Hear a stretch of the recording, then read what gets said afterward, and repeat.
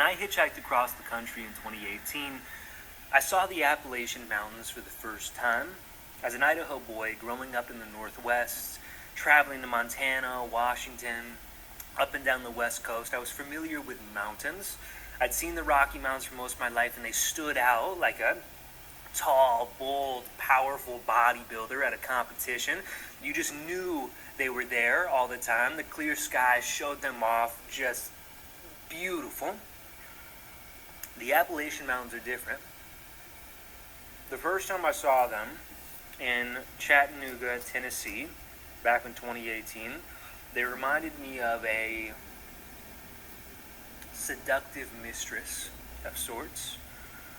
There's almost an ever-present fog, a mist more than a fog, that floats across the Appalachian mountain range.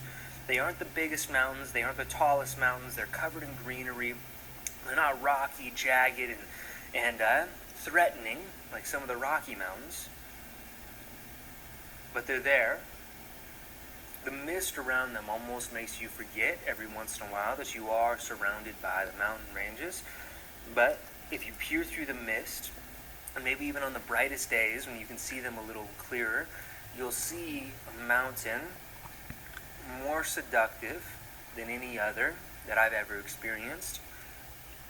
They are green, they are lush, they are covered in forest, and they draw you in like I can only imagine a seductress would, dancing ever so slightly behind the fog, the trees whistling in the wind, the birds calling out your name.